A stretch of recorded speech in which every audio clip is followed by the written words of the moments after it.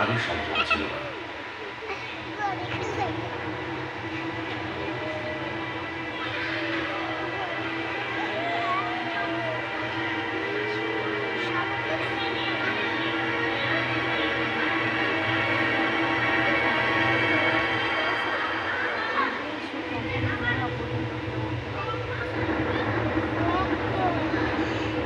এই মহাকাশ এবং স্থলভিত্তিক পর্যবেক্ষণটি আমাদের তারকাদের মাঝে মাঝে সংঘর্ষের সৃষ্টি করেছে।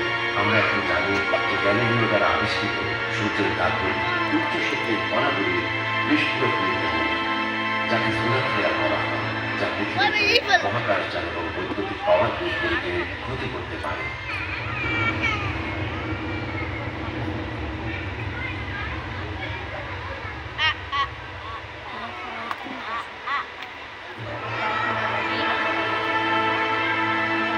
সূর্যের মতো অন্যান্য নক্ষত্রের পর্যবেক্ষণ আরো নাটকীয় উপকরণে বঞ্চিত করেছে।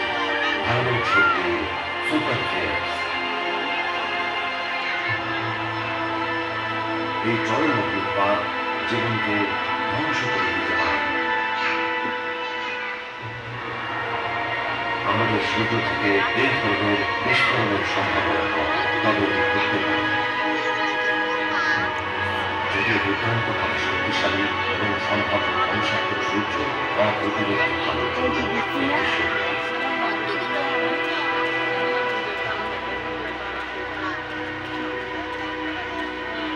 এটি মহাকাশে যে উচ্চ শক্তির কণা নিক্ষেপ করে তা পৃথিবীতে সৌন্দর্য আনতে পারে। তথাকথিত স্পেস ওয়েদার উত্তর এবং দক্ষিণের প্রতি সূক্ষ্ম আলোকে তীব্র করে তোলে।